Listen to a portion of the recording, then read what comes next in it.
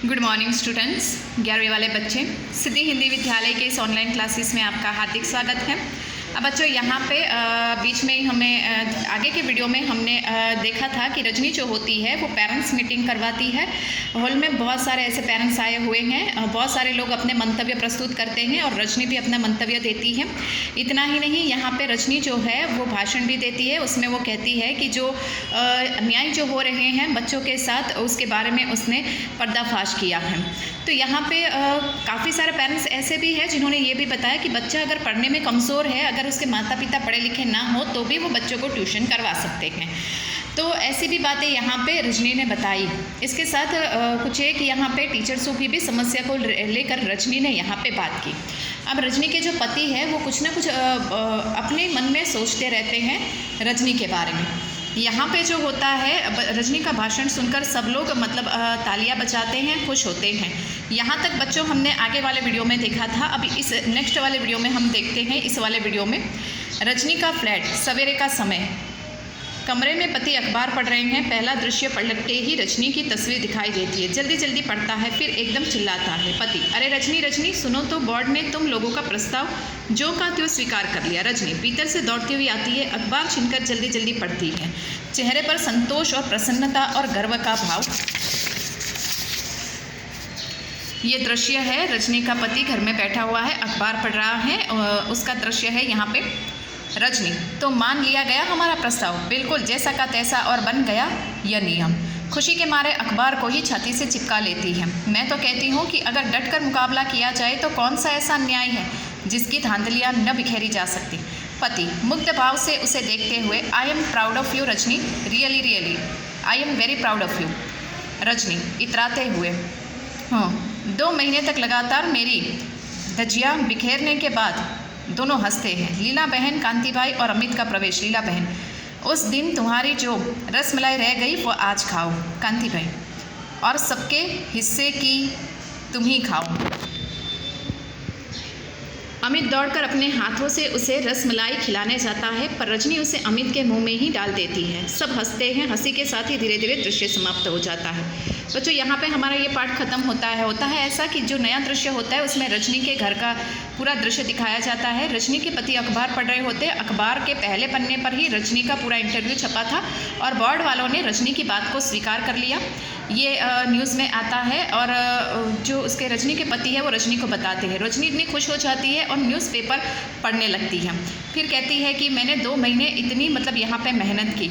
फिर रजनी के पति है वो रजनी को यहाँ पे खुशखुशाल हो जाते हैं और रजनी को धन्यवाद यहाँ पे उसका शाबाशी देते हैं। रजनी कहती है कि 2 महीने तक तो आप भी यहाँ पे मेरे ये जो मैं कर रही थी, जो आंदोलन हम कर रहे थे उसके खिलाफ थे, लेकिन अब यहाँ पे आप भी मुझे शाबाशी दे रहे हैं। इस तरह से दोनों हंस पड़ते हैं। उसी समय रजनी की जो मित्र लीला बहन और उनका बेटा अमित और अमित के पिताजी कांति भाई वहाँ पे पहुँच जाते हैं और जो रसमलाई उस दिन बाकी रह गई थी वो लेकर आते हैं। अमित जो है वो रजनी को रसमलाई खिलाता है। यहाँ पे ये पाठ का जो है वो अंत हो जाता है बच्चों, लेकिन इस पाठ के माध्यम से बताया गया है कि अगर बच्चे को सही मायने में ज़रूरत है तो वो ट्यूशन लगवा सकता है। लेकिन यहाँ पे जिस प्रकार से ये बढ़ती हुई स्थितियाँ जो होती है, ये स्थितियों के चलते अगर बच्चे के अगर अंक काट लिए जाए तो ये गलत होता है। उसके ऊपर ये पाठ बच्चों दिया गया है। यहाँ पे हम प्रश्नोत्तर की चर्चा करते हैं। पाठ के साथ रजनी ने अंतिम अमित के मुद्दे को गंभीरता से लिया, क्योंकि वह अमित से बहुत स्नेह करती थी। अमित उसकी मित्र लीला का बेटा था। वह अन्याय के विरुद्ध आवाज़ उठाने की सामर्थ्य रखती थी। उसे अखबार की सुर्खियों में आने का शौक था। विकल्प हमें पसंद करना है तो उसमें ग आएगा। वह अन्याय के विरुद्ध आकर आवाज़ उठाने के लिए सामर्थ्य रखती थी। उसके बाद दूसरा, जब किसी का बच्चा कमज़ोर होता है तभी उसके माँ बाप ट्यूशन लगवाते हैं। अगर लगे कि कोई टीचर लूट रहा है तो उस टीचर से न ले ट्यूशन, किसी और के पास चले जाए। ये कोई मजबूरी तो है नहीं। प्रसंग का उल्लेख करते हुए बताइए कि यह संवाद आपको किस सीमा तक सही या गलत लगता है, तर्क दीजिए। तो तर्क यानी ये हमसे ही पूछा गया है। तो हाँ, ये बात बिल्कुल सही है। अगर हमें एक जगह पे बच्चा कमज़ोर है पढ़ने में तो ट्यूशन लगवाने में कोई परेशानी नहीं है, लेकिन उस जगह पे जहाँ पे बच्चे को लूटा जाता है, ट्यूशन के बड़ी मात्रा में फ़ीस ली जाती है, बच्चा होशियार होता है फिर भी, तो ऐसी जगह पे मतलब उसको दूसरी जगह पे ट्यूशन बदली कर लेना चाहिए। तो ये बात तर्क लॉजिकल वाला प्रश्न है जो हमसे पूछा गया है। तो एक और आंदोलन, तीसरा प्रश्न, एक और आंदोलन का मसला मिल गया। फुसफुसा कर गई यह बात किसने किस प्रसंग में कही। तो उपरोक्त जो पंक्ति है वो वहाँ पे जब पेरेंट्स मीटिंग होती है तब रजनी के पति वहाँ पे कहते हैं। इससे कहने वाले की किस मानसिकता का पता चलता है। मतलब यहाँ पे रजनी के पति जो है वो तुरंत ही मतलब उनकी मानसिकता का ये पता चलता है कि वो अन्याय के खिलाफ मतलब आवाज़ उठाने में इतने सक्षम नहीं है। उनको अपने ही जीवन से लेना देना है, उनको बाहरी जीवन में क्या होता है उससे कोई लेना देना नहीं है। रजनी धारावाहिक की इस कड़ी का मुख्य समस्या क्या है। क्या होता अगर रजनी धारावाहिक मतलब ये जो सीरियल बनी थी उसके ऊपर उसकी मुख्य समस्या क्या थी। अमित का पर्चा सचमुच खराब होता, संपादक रजनी का साथ न देता।